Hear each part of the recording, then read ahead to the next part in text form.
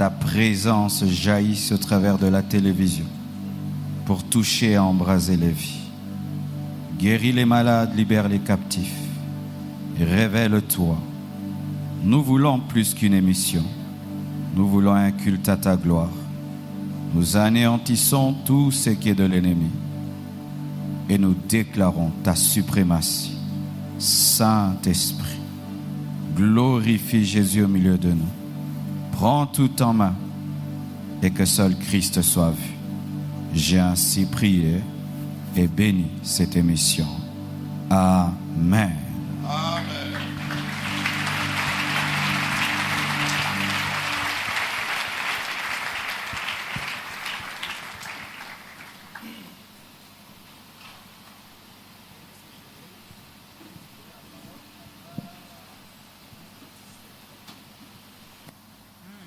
On reste debout.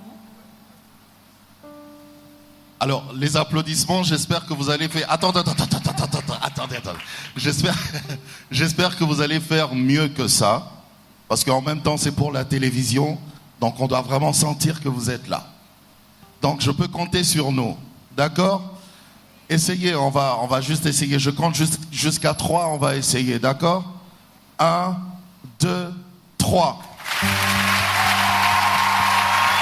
Ça, c'est mieux.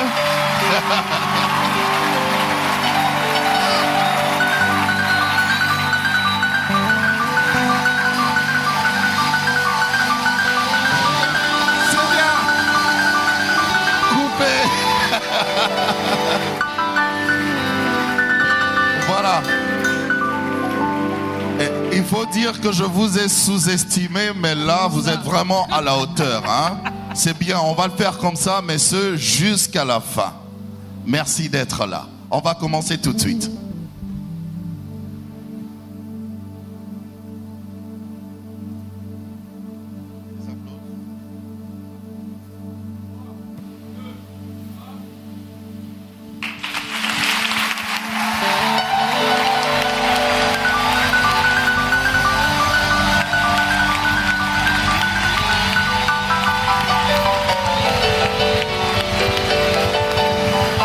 Bienvenue mesdames, bienvenue messieurs. Merci de choisir cette émission. Merci d'être là. Merci. Shalom maman Dorcas. Shalom tonton, ça fait plaisir, hein. Ah. Moi j'avais envie qu'il continue d'acclamer, mais comme c'est la télé, eh bien on doit respecter le Il programme. faut s'arrêter quelque part. Oui, il faut s'arrêter Oui. quelque part, on doit respecter le programme. Vraiment, on vous salue, on salue l'église de la compassion qui nous reçoit encore une fois de plus, hein. Pour cette nouvelle année. Oui. Oh, à la bonne heure, je crois qu'on peut acclamer le Seigneur pour cela. Ah yes.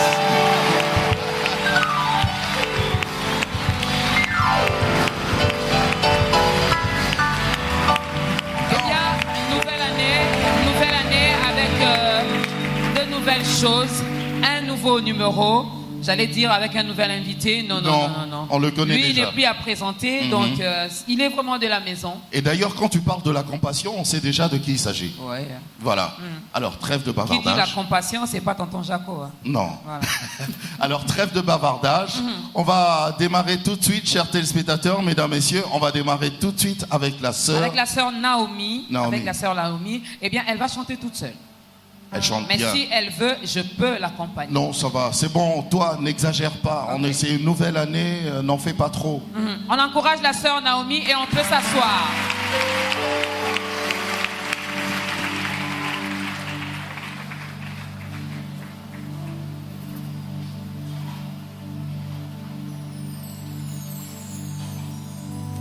Lord, if I find favor in your sight, Lord, please hear my heart's cry. I'm desperately ready to be where you are. I'm trusting at this desert.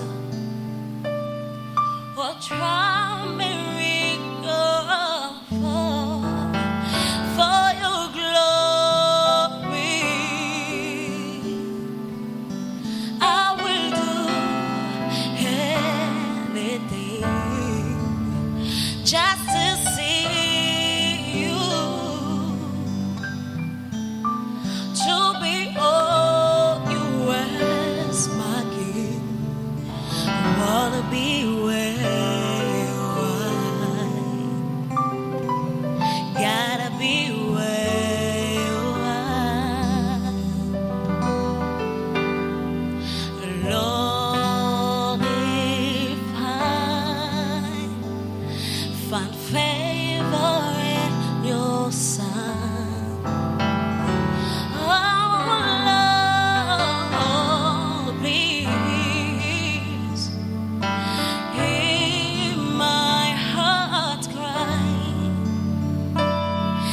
I'm desperately waiting to be where you are for your glory. I will do anything just to see you, Lord, to behold your words, my King, for your glory. I will do anything just to see you, to behold your words, my King. I wanna be where you are. I gotta be where you are. I wanna be where you are. I'm gonna be there. I wanna be right. I wanna be where you are. I gotta be where you are. Gotta be, wanna be you are.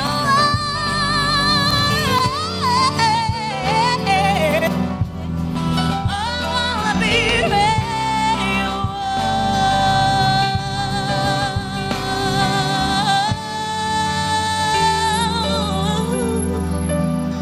For your glory, I will do anything just to see you, my Lord, my King, my God, to behold you, my King. I wanna be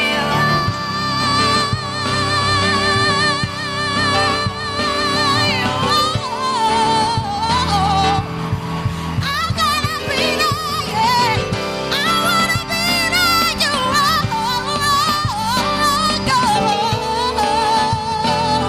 Yes, Lord. Wanna be, wanna be, wanna be, wanna be,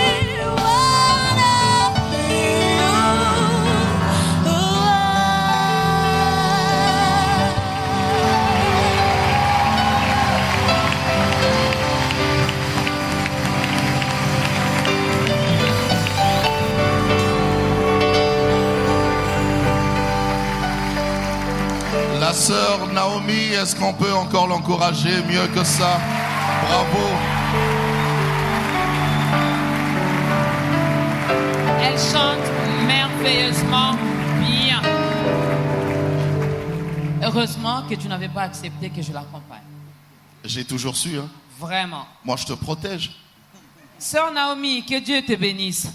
Si seulement je pouvais chanter comme En fait, toi. la question que j'allais te poser, c'était celle-ci. Donc, Non, après c'est pas ça- à moi que tu dois poser des questions, c'est au pasteur Marcelo, s'il te plaît. Non, c'était par rapport au chant. Bon, d'accord, ok. Ok. Alors, aujourd'hui, nous allons parler des principes du choix du conjoint. Les principes du choix du conjoint. Qui dit conjoint, on voit déjà, nous sommes déjà dans le mariage. Ou avant. Ou avant. Bon. Bonjour, Le pasteur. pasteur est mieux Bonjour. passé. Hein, pour Bonjour, vous pasteur expliquer. Marcelo. On vous présente même plus parce que ça, c'est, on va dire, c'est la énième fois qu'on vient chez vous ou chez nous.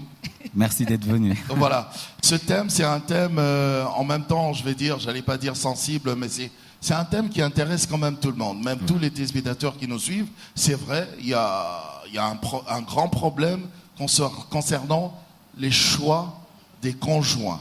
Alors, les principes du choix des conjoints, enfin. J'ai été poussé par l'esprit de parler du choix du conjoint parce que le choix du conjoint dans la vie fait partie des principaux choix. Il y a d'abord le choix de donner sa vie à Jésus, le choix d'une carrière, le choix par rapport aussi à comment tu aimerais finir ta vie. Mais souvent, les gens négligent le choix de la personne avec laquelle ils vont vivre. Alors, lorsque Dieu m'a dit d'accepter de faire cette émission, Dieu m'a dit de parler de cela.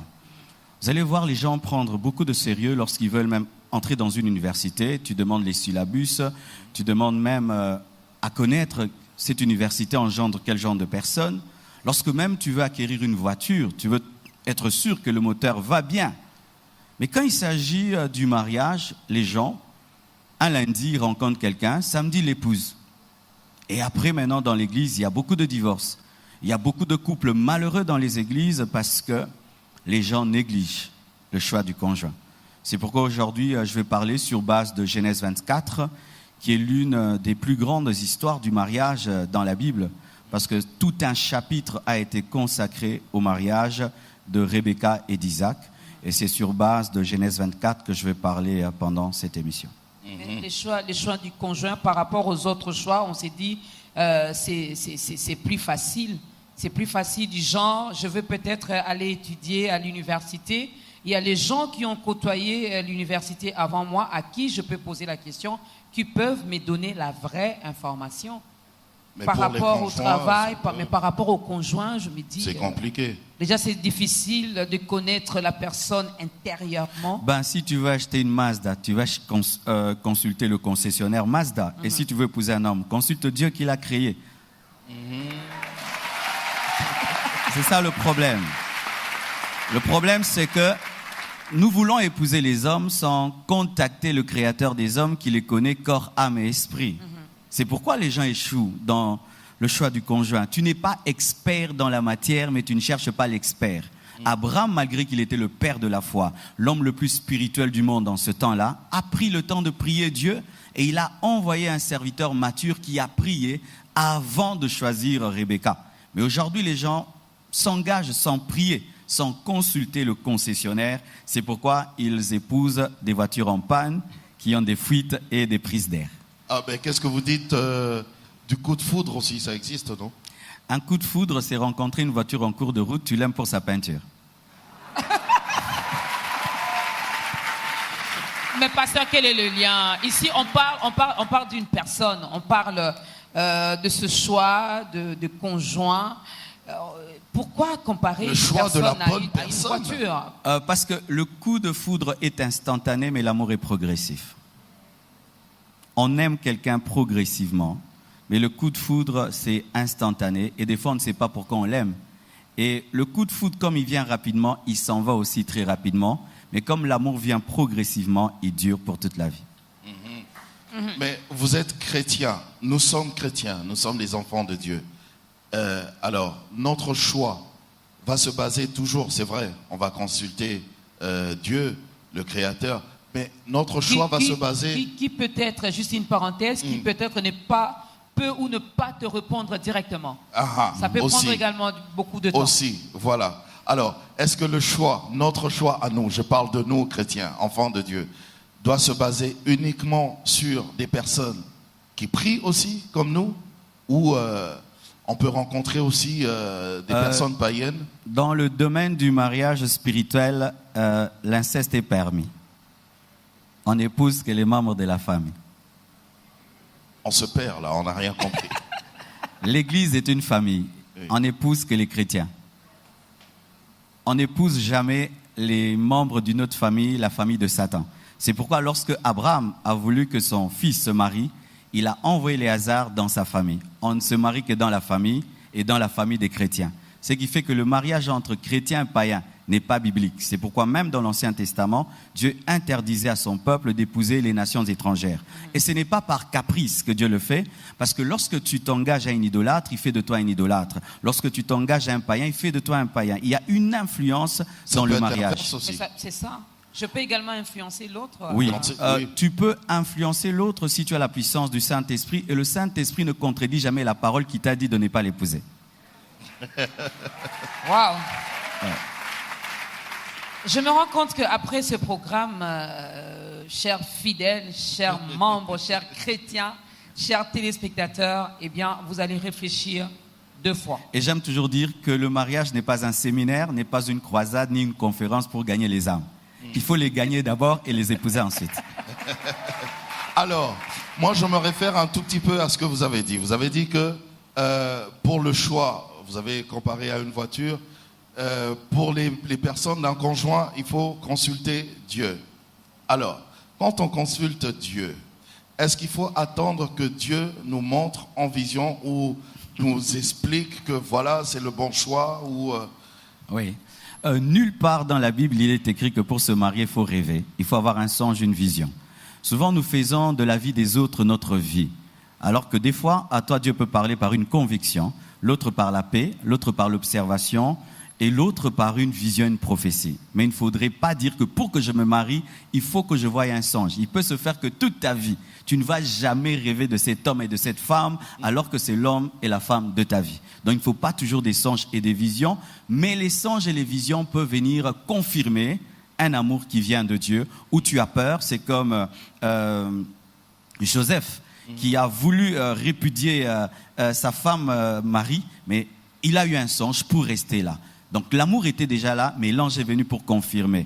Mais moi je décourage quiconque se marie par songe sans amour, car la base du mariage c'est l'amour. Dieu a aimé, il n'a pas songé, il a aimé, il a donné. Si tu songes sans aimer, ce n'est pas de Dieu. Sinon, tu seras dans un mariage spirituel par obéissance sans les émotions. Mais si Alors, oui. déjà, je vais donner un exemple. Un frère qui passe d'abord son temps à observer une sœur, voilà que l'amour naît petit à petit.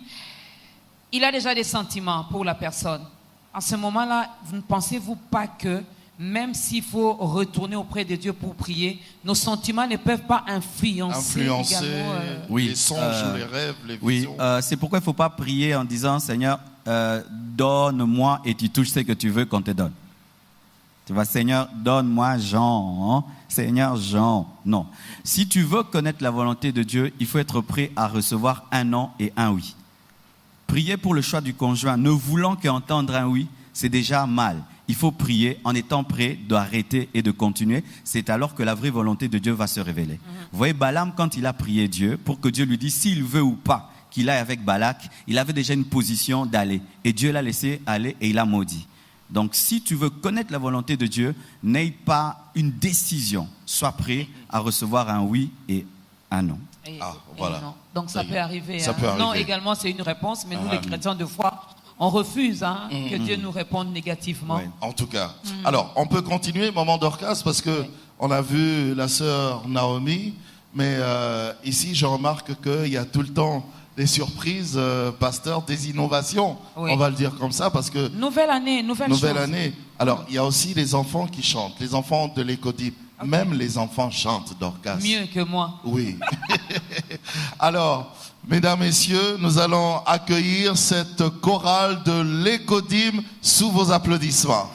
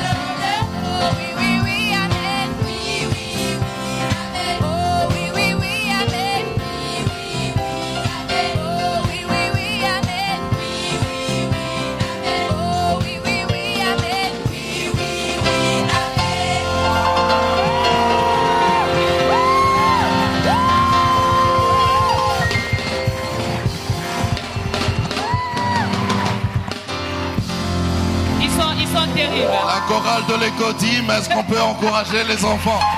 Tu as vu, hein? Tu as vu? Waouh.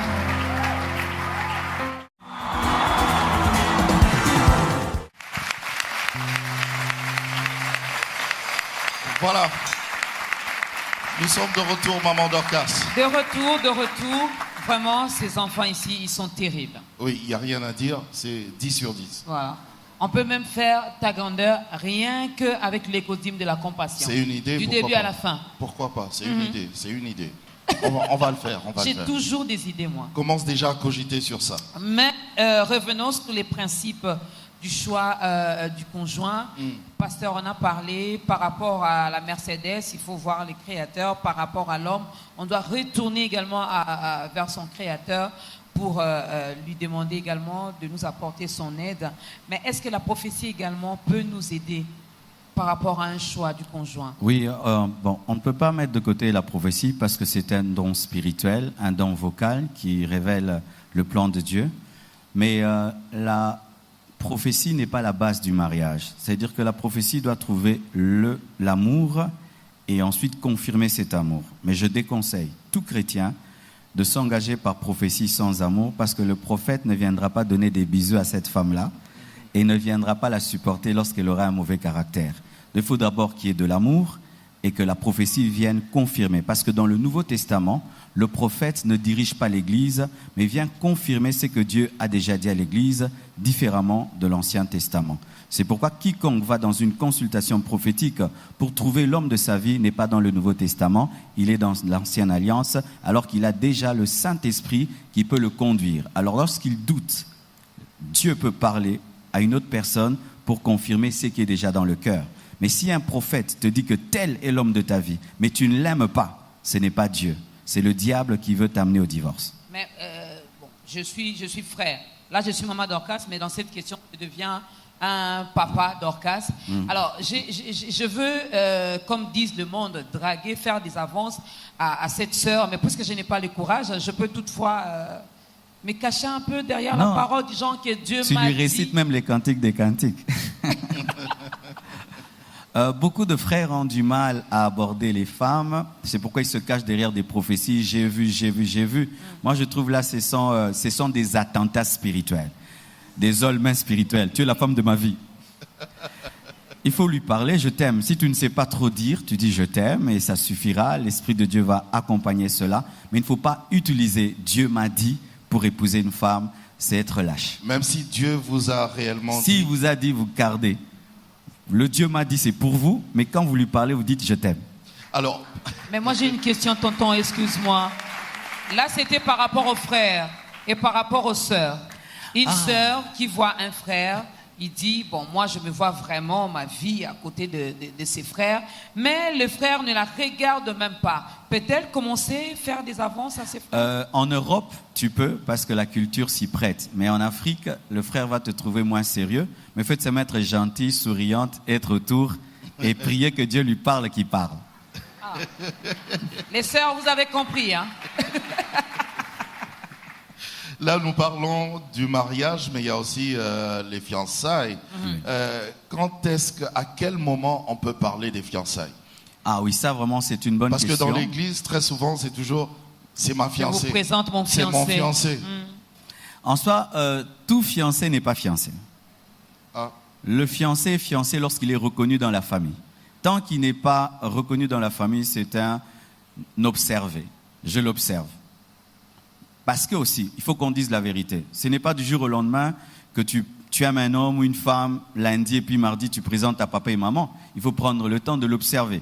Mais souvent, à l'église, nous n'avons pas le nom à donner à cette période-là. C'est pourquoi les chrétiens appellent ça fiançailles. Mais ce ne sont pas les fiançailles. C'est un temps d'observation. Un temps où c'est quelqu'un que j'observe, que j'aime bien. Et je prie. Et si je suis confirmé, je vais parler au pasteur, je vais parler à ma famille. Et c'est quand les deux familles sont d'accord qu'il y a fiançailles. Lorsqu'ils ont déjà aperçu la dot ou... Non, pas la dot. Lorsqu'ils ils sont d'accord que tu puisses fréquenter leur fille et te reconnaissent comme son fiancé, là c'est bon. Et parce que dans d'autres période, cultures, il n'y a pas de dot. Pendant cette période d'observation, pasteur, je peux me permettre d'aller chez les frères faire des petits travaux ménagers? Non. Déjà Nettoyer parce ses que habits, laver ses Faire habits. la vaisselle, préparer faire pour la lui. vaisselle, préparer Non, pour il ne faut aider pas sa le faire. maman. Il faut pas trop s'impliquer dans les fiançailles parce que ce n'est pas encore le mariage.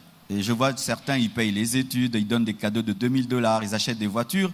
Là, il y aura des dettes morales. Dans les fiançailles, il faut donner des cadeaux symboliques, des choses vraiment symboliques. Comme ça, Taboboyani, il n'y a pas trop de gâchis.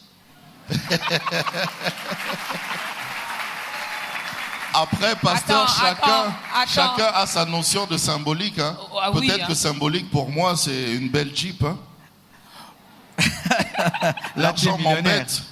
C'est Alors, symbolique. la personne qui reçoit, si elle ne considère pas cela comme symbolique, il faut refuser, parce qu'il peut se faire qu'après des temps, vous vous rendez compte que ce n'est pas la bonne personne, mais à cause de la dette morale, vous continuez malgré vous et vous mariez par compassion. Je suis pasteur de l'église Compassion, mais j'interdis à quiconque de se marier par compassion, Par parce que vous pitié. n'êtes pas la Croix-Rouge. Alors, puisque vous avez parlé des cadeaux, j'ai vu les frères, ceux-là qui n'aiment pas offrir des cadeaux du genre symbolique, ceux qui ont les mains maboko Makassi. makassi, comme on dit, eux, ils se retrouvent, ils se disent, au moins les pasteurs, nous, on est Il l'a épargnés, dit. et ils ne vont pas donner. Il n'y aura Mais, pas de petits Il a cadeaux dit symbolique. Pourquoi demander trop à un homme si tu n'es pas sûr qu'il sera l'homme de ta vie? Moi, je trouve que c'est de l'escroquerie. Waouh! Voilà, j'ai vu, il y a les sœurs qui applaudissent malgré elles. Hein. Donc, vous êtes d'accord que vous escroquez souvent les frères? Et Mais alors? tu l'observes. Observe aussi son argent. Pourquoi tu l'observes mais pas son argent? Tu dis je t'observe mais tu prends $1000, $2000, $3000. Dans le domaine de l'argent, tu n'es pas observatrice. Mais en ce qui concerne le mariage, tu observes. Je trouve que là, c'est souffler le chaud et le froid et ce n'est pas être sérieux. Mais ça arrive aussi que les sœurs également supportent Pareil certains aussi, frères. ma sœur, arrêtez de doter les hommes qui vont vous épouser parce qu'aujourd'hui les femmes dotent les hommes. Ils te donnent l'argent de la dot pour l'épouser. Il ne va pas te respecter, surtout en Afrique. Arrêtez de faire trop de cadeaux à un homme. Il risque de croire que tu achètes son amour. Non, Pasteur, l'aspect aides ton homme. âge également, peut-être qu'elle le fait parce que sur leur avenue, elle est restée vraiment la seule sœur qui prie beaucoup, qui sert Dieu à l'église, mais voilà que celles qui sont moins âgées qu'elle se sont mariées. Alors, c'est le seul fiancé qu'elle a trouvé. Le mieux à faire, c'est de les garder, de les soigner, de les C'est préserver. de l'acheter. Non, Tout amour acheté. de l'aider à terminer De ses l'aider études. à terminer les études et puis Tout, venir... tout amour acheté sera racheté Ah. par quelqu'un d'autre qui aura plus. Car si tu as donné de l'argent pour l'avoir, une autre femme peut donner plus pour le racheter. Il faut garder confiance en Dieu et Dieu donnera l'homme qui va vous aimer. Les principes du choix du conjoint. Il y a également la part de la famille. J'ai lu un ouvrage du pasteur, je me permets de les citer, le pasteur Désir Kitoko, qui a écrit sur les hommes et les femmes à ne pas épouser. Et là-dedans, il a parlé également de la famille. La famille peut également influencer le choix. Oui, lorsque nous lisons Genèse 24, nous voyons que c'est un père qui a décidé que son fils n'épouse pas n'importe qui et c'est lui qui a pourvu à la dot et à tout. On n'épouse pas des anges, on épouse des humains qui proviennent des familles. Et c'est la famille qui donne la culture et l'éducation. Donc les familles, ça compte. Tu ne peux pas épouser une femme avec l'opposition de ta famille, ni un mari avec l'opposition de ta famille. Surtout en Afrique, parce que tu vas donner la dot à qui? Nous, à l'église, on ne prend pas la dot. C'est ton père qui doit prendre la dot. Et si ton père n'aime pas cet homme ou ta mère, tout ça, alors voici. Si c'est le plan de Dieu, Dieu finit toujours par convaincre les familles. Mais si jusqu'au bout, vous fixez le mariage le 15, jusqu'au bout, ils ne sont pas d'accord, il faut arrêter. C'est un signe de Dieu qui ne veut pas.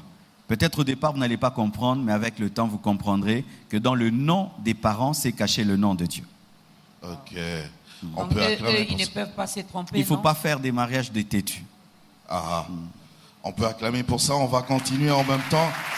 Nous avons le frère Péniel qui est avec nous aujourd'hui et tous ses amis. Et il va nous chanter un cantique. Il ne va pas en faire deux comme les enfants. Les enfants, c'était juste un cadeau. Hein? Oui. Oui, parce que c'est des enfants quand même. Mesdames, messieurs, on accueille le frère Péniel.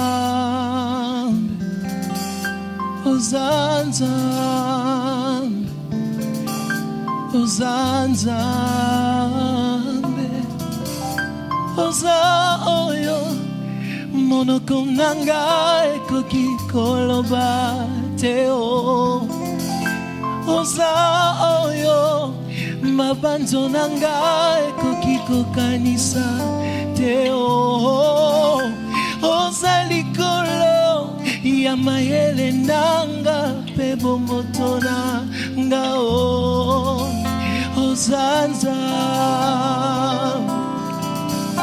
oza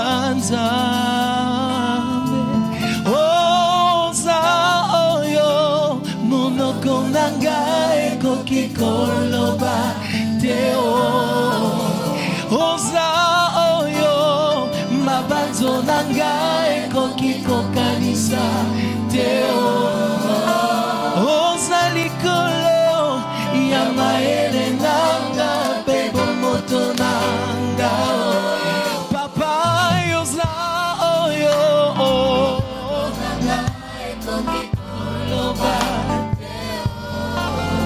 oza oyo kanisa te oza likolo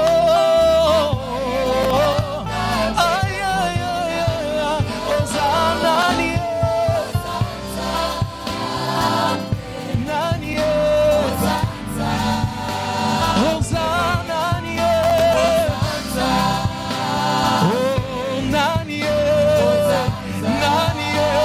oza nani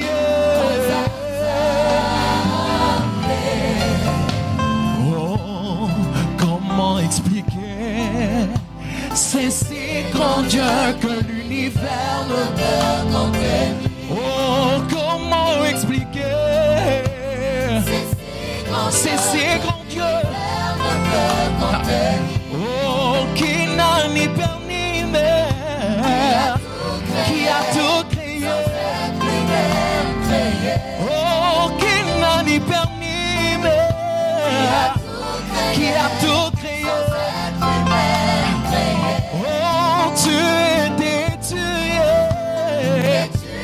pour l'éternité.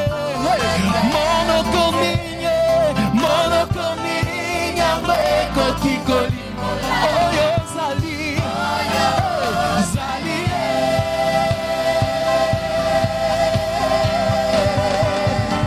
Oh, Zanani. Oh,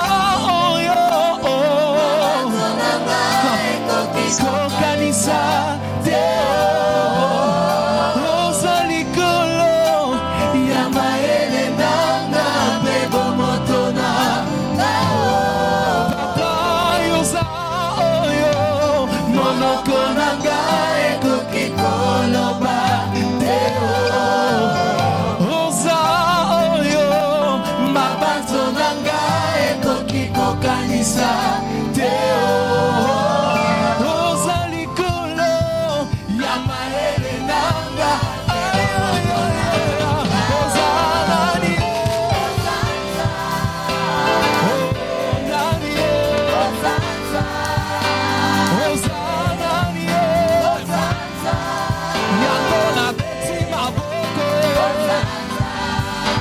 je pousse le cri de joie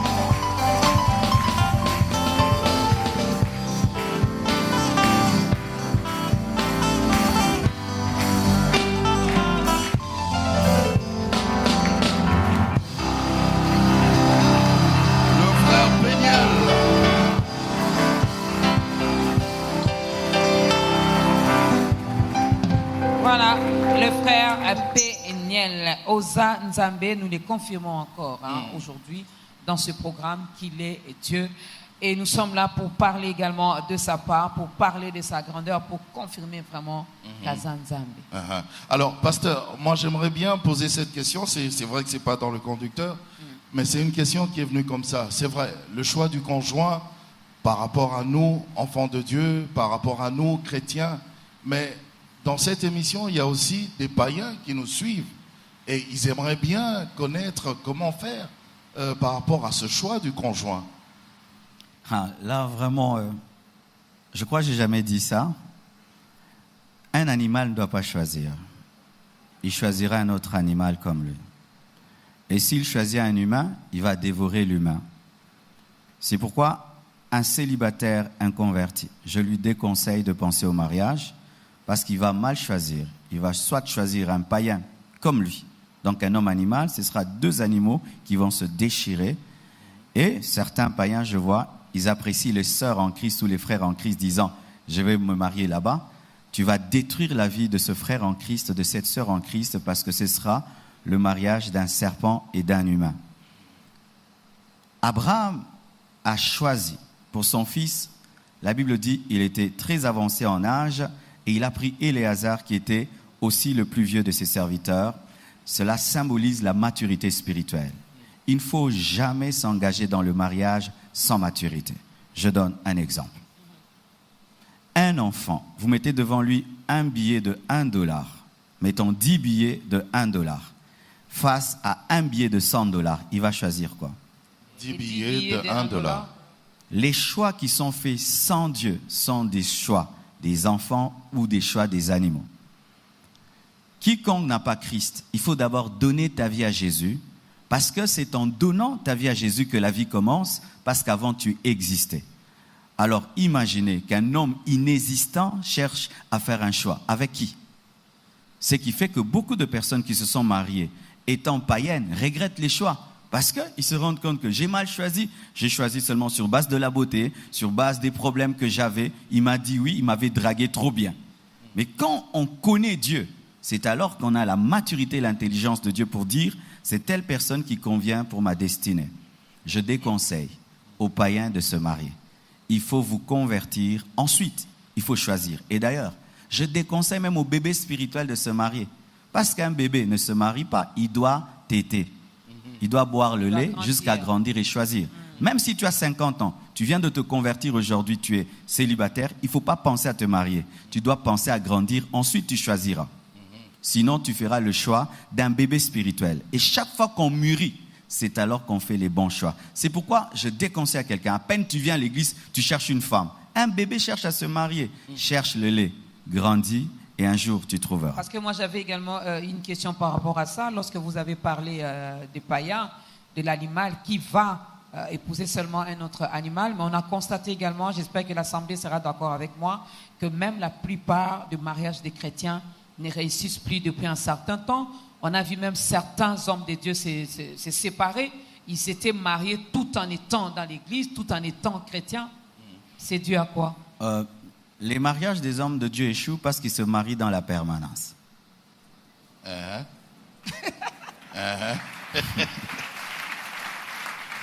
Ça veut dire quoi?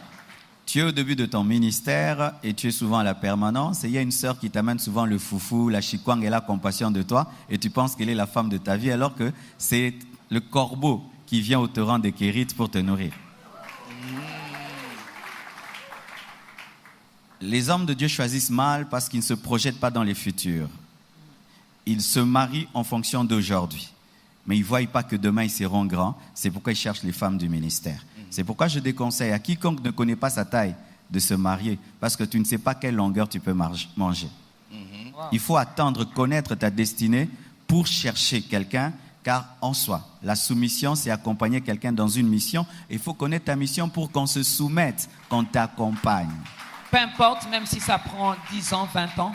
Vaut mieux faire un bon mariage de 5 ans qu'un mauvais mariage de 50 ans. C'est vrai, pasteur, je donne ma vie à Christ. Je suis enfant de Dieu, d'accord. Je veux me marier, je dois faire un choix. C'est vrai, Dieu peut me révéler, il peut me montrer aussi via le Saint-Esprit, d'accord. Mais est-ce que moi-même, je ne peux pas aussi avoir mes critères à moi de mon conjoint, de celui, celle qui devra m'accompagner toute la vie? La Bible dit, fais de l'Éternel tes délices, il te donnera ce que ton cœur désire. Lorsque quelqu'un grandit dans les choses de Dieu, ses désirs deviennent des désirs divins. Je déconseille à quelqu'un qui a grandi spirituellement et qui a des goûts précis de ne pas se marier à ce goût-là. Ce serait une grande erreur. Si tu aimes des femmes noires, épouse une femme noire. Tu aimes une femme claire, épouse une femme claire. Quand tu as grandi dans les choses de Dieu, tu sais que moi j'aime ça. Épouse seulement comme ça. Pourquoi? Dans le domaine du mariage, il y a l'esprit, il y a l'âme, il y a aussi le corps. L'esprit ne fait pas des bébés. C'est le corps. Et le corps a des goûts pour être attiré. Sinon, tu peux aimer une femme ou un homme en esprit, mais physiquement, il ne t'attire pas. Vous allez beaucoup prier et faire un groupe de prière. Mais ça peut arriver aussi, pasteur. Des fois, il y a des choses que nous demandons à Dieu par rapport à nos critères, par rapport au dessein que nous nous sommes faits et tout. Mais Dieu a un autre plan pour nous. J'aime les hommes noirs, or Dieu veut que j'épouse un homme de teint clair. Je fais quoi? Voilà. Si Dieu corrige ton choix, donc son choix est meilleur que le tien. Mais s'il le corrige pour te donner moins, c'est pas lui. Mais maintenant, comment reconnaître? C'est-à-dire tu pouvais avoir le goût des femmes noires, mais en soi, ton vrai goût, ce sont les femmes claires. Il va te montrer que non, en soi, c'est ça. Et tu te rends compte, mais au fait, c'est vrai. Mais si Dieu te fait épouser quelqu'un qui, des ongles à la tête, n'a rien qui t'attire, c'est pas Dieu. C'est Satan qui t'a piégé au nom de Dieu. Ah oui? Pourquoi? Parce que dans le mariage, il faut qu'il y ait l'attraction. Lorsque Rebecca a vu Isaac, elle était attirée. Dieu ne peut pas te donner un mari, une femme qui ne t'attire pas. Parce que dans le mari, il faut avoir des bébés. Il faut s'aimer. Il y a l'intimité. Comment il y aura l'intimité sans attirance? Vous allez beaucoup prier. Ça, j'ai dit, vous allez beaucoup prier. Vous allez beaucoup jeûner. Mais dans ce domaine, il y aura des problèmes.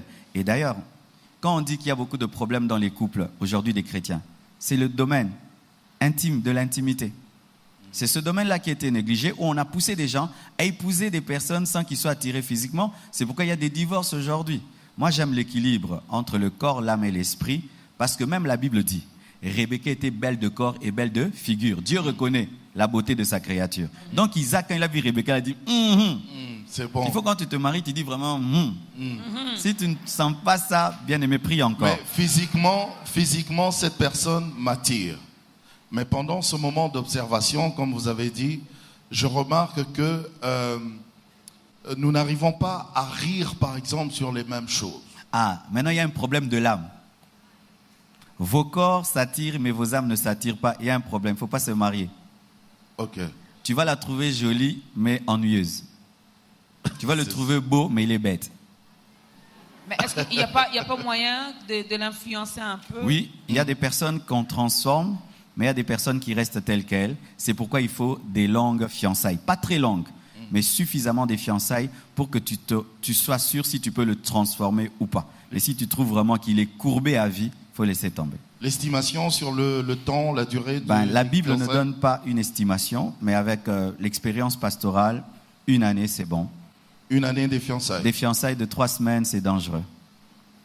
Et de 5 ans. Vous savez, des fois, il y a des gens qui vendent des polos en cours de route, ils les bougent comme ça. Tu prends, alors que c'était une blouse. Mais il y en a également qui ont fait 5 ans de fiançailles, 7 ans, voire même Non, là, c'est 9 mauvais. ans. 5 ans de fiançailles, c'est mal parce que quand le pont est long, il donne des vertiges. Et vous risquez de vous comporter comme des mariés dans les fiançailles. Et souvent, vous allez voir, il n'y a plus de feeling, il n'y a plus d'attirance parce que vous êtes fatigués l'un de l'autre. Il ne faut pas des fiançailles trop courtes, trop courtes. Hein? Fiançailles, une fiançaille. Fiançailles. Il ne faut pas que ce soit court ou long. Il faut que ce soit le temps qu'il faut. Quand c'est trop long, on se fatigue de l'autre. Quand c'est court, on ne connaît pas la personne. Alors moi, Nous j'aimerais bien... demandons à l'Assemblée, hein, s'il y a les fiancés ici, s'il y en a qui passent un temps d'observation, vous avez du mal à faire un choix, eh bien, envoyez-nous vos questions. Vous mettez votre nom, vous signez votre message, il ne faut pas avoir honte. Hein. Et puis nous allons poser la question au pasteur Marcelo, qui est notre invité. Bien sûr. Alors, pendant ce moment d'observation, question de curiosité, je sais que c'est une question qui se dit tout bas, ils n'osent pas le dire. Hein. Jusqu'où peut aller l'observation? C'est ça, il ne faut pas se transformer Est-ce que en je peux gynécologue. même connaître l'autre? Non, il ne faut pas se transformer en gynécologue ni en Diego Cao. Il faut que ce soit seulement vous parlez. Vous parlez, vous pouvez faire des bisous, mais pas des longs bisous. Parce que les longs bisous amènent encore à tomber. Et pendant les fiançailles, jusqu'où peut aller ce moment d'observation? Il faudrait pas que ça soit sexuel. Parce que la sexualité n'est réservée qu'aux mariés. Et quand vous avez des longues observations, vous vous livrez à des caresses, c'est comme si vous chauffez un plat, mais vous n'avez pas l'intention de préparer. Vous êtes en train de perdre de l'énergie, l'électricité et d'abîmer la plaque. J'ai une question de curiosité.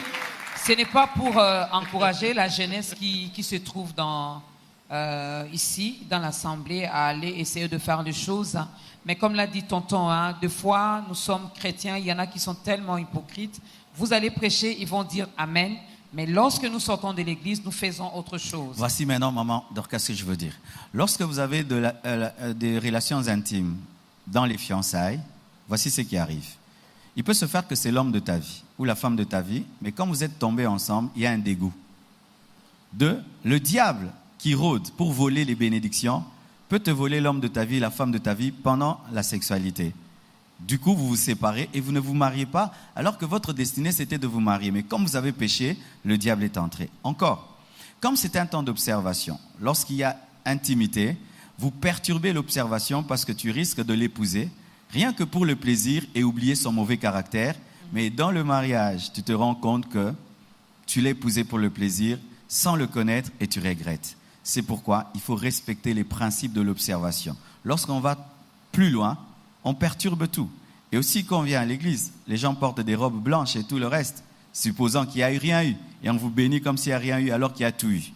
Ouais, ça fait Et Dieu un a mensonge. vu, hein, qu'il y a eu C'est un quelque mensonge. chose. D'autres même se marient étant grosses. C'est un mensonge et qui n'attire pas la bénédiction. Vous avez dit pendant les fiançailles, on ne doit pas trop se donner. C'est-à-dire, pour la fille, par exemple, ne pas nettoyer les habits de l'autre, ne pas préparer, aider maman à la cuisine, par exemple. Mais quand on va se marier, si je remarque que... Elle ne s'est pas préparée. elle ne s'est pas préparée, elle ne sait pas faire la lessive, elle ne sait pas... Si vous êtes au niveau de l'observation, il ne faut pas arriver à ce niveau-là. Mais si les familles sont déjà d'accord et qu'il y a eu prédote, il peut se faire que tu l'invites chez vous à la maison, qu'elle prépare, il peut se faire. Mais nous déconseillons qu'il y ait des habits lavés, des cuisines faites, parce que vous risquez de croire que vous êtes marié et commencer à faire les choses des mariés. Ouais. Mais quand même, si vraiment tu es quelqu'un qui aime beaucoup manger, tu dois tester si elle sait préparer. Un jour, tu l'invites chez vous à la maison, ou tu vas chez elle et tu demandes qu'elle prépare. Mais d'autres maintenant font préparer, puis tu manges. Hein. Donc tout ça, il faut de la sincérité. Ils lui disent vraiment, est-ce que tu sais faire le foufou? Tu dis, je ne sais pas, on peut l'apprendre. Tu ne vas pas refuser quand même d'épouser quelqu'un pour le foufou. Ah, ça On peut lui arrive, hein. apprendre. Bon, Ça arrive surtout avec, Ça dépend de la avec les belles culture. mamans. Oui, ça Ça dépend arrive. de culture, mais arriver jusqu'à régner un caractère, un corps qui te plaît, un caractère qui te plaît, rien que pour le foufou, tu peux engager un travailleur qui fait ça, quoi. Mais vous savez, quand vous avez parlé de la sexualité, il y a des frères qui disent que, ben voilà, c'est vrai, on va se marier, mais je dois savoir Si ça marche. Ce qui a beau taka. Allez voir un médecin, Ah oui, en plus. parce qu'il y en a qui s'unissent, mais qui n'ont pas d'enfants. Mais si tu veux savoir s'il aura des enfants, allez voir un médecin, il y a des tests pour ça. Oui, c'est plus facile. Ouais. Ne soyez pas vous-même médecin. Alors, nous attendons vos questions. Le protocole va nous aider par rapport à ça. Envoyez-nous vos questions. Il n'y a pas de tabou, hein, parce que nous voulons vraiment que les choses... Ce sera peut-être après. Ce sera peut-être oui, parce que après. déjà la première question ici. Et en plus de la sœur Dorcas. Ce sera après le groupe Amen Worship qui va aussi nous interpréter un cantique. Je pense qu'on peut les encourager. Amen Worship.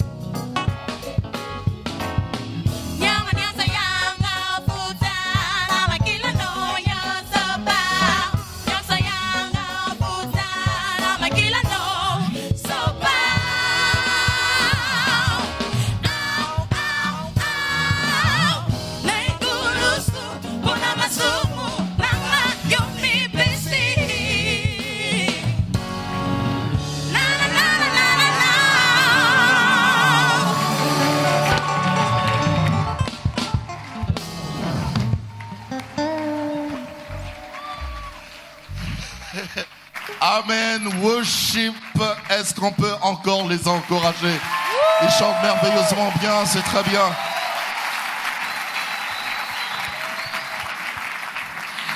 Alors, il y a tellement de questions, mais il y a oui. certaines questions que nous avions déjà posées au pasteur et le pasteur a déjà répondu à ça. On va Mais nous peut-être allons juste quand même les les lire. lire, oui, On oui. va quand même les lire, mais le pasteur a déjà répondu à toutes ces questions.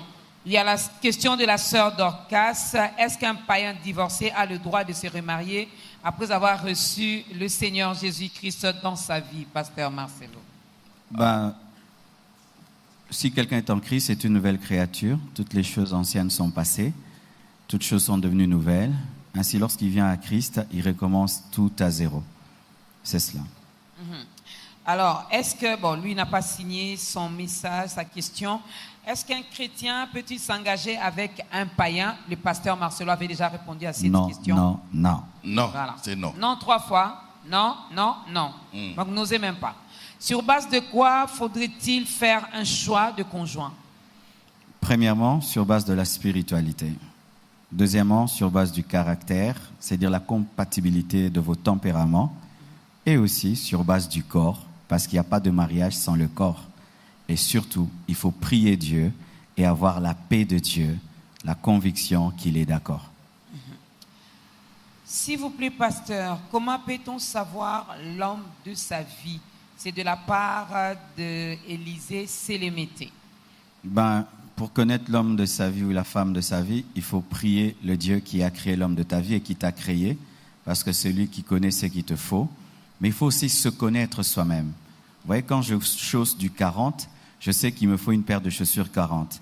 Beaucoup de gens n'arrivent pas à trouver l'homme de leur vie et la femme de leur vie parce qu'ils ne se connaissent pas. Oui, parce Il qu'on faut est dans le tâtonnement. Hein. Oui, vous voyez quelqu'un qui va dans une boutique et ne sait pas s'il chausse du 40. Il va perdre beaucoup de temps. Et s'il ne connaît pas s'il veut une chaussure noire ou marron, il va encore perdre du temps. Des fois, nous ne nous marions pas bien parce qu'on s'ignore soi-même. Il faut avoir des faut se précisions, connaître, il faut déjà. s'y connaître.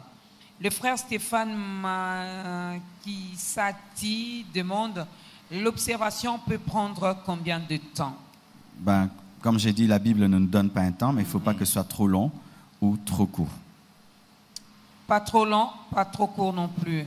Pasteur, ma question est la suivante. Si un homme observe une femme pendant un long moment et qu'ils arrivent à se marier, enfin, il n'est pas satisfait sur les lits conjugales, comment se prendre? Il reste là. Il reste là, il prie que Dieu guérisse l'autre. Ils vont chercher des conseillers conjugaux, leurs parrains, les hommes de Dieu, mais il reste là. Ça peut durer des années. Parce Il reste là. Vous restez là. Il reste là jusqu'à ce que Jésus revienne, jusqu'à la mort. Ça rend nerveux, hein?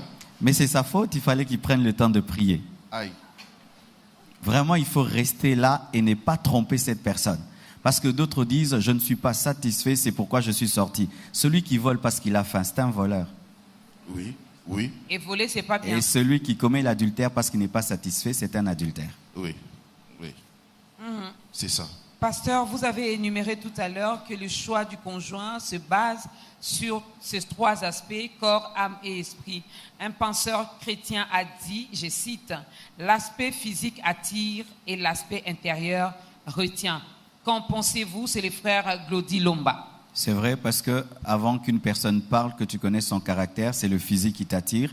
Mais après, quand tu parles avec la personne, tu l'observes, c'est l'intérieur qui te retient. C'est vrai. Le frère Josaphat Wembo demande, lui a posé 2 questions. À quel âge l'homme ou la femme peut s'engager dans le mariage? Ben, il faut être majeur. Il faut être majeur physiquement, socialement et spirituellement. Si la loi ne te permet pas encore de te marier et que tu n'es pas déclaré majeur, tu ne peux pas te marier parce qu'il y a aussi le mariage civil. Et si spirituellement tu es encore immature, il ne faut pas te marier. Et si socialement aussi tu n'es pas mature, c'est-à-dire quelqu'un, il n'a pas de boulot, il ne travaille pas, il habite chez papa et maman, il n'a même pas $10 à la fin du mois, ne vous mariez pas. Ne vous mariez pas, vous Mais il allez a déjà souffrir. l'âge de se marier, non? Tu peux avoir l'âge physique, mais pas avoir l'âge de la poche. La poche aussi doit avoir l'âge. Donc, La capacité je de crois que payer une c'était même sa maison, deuxième de question. prendre soin d'une femme, de prendre soin des enfants. Il faut que la poche aussi soit âgée.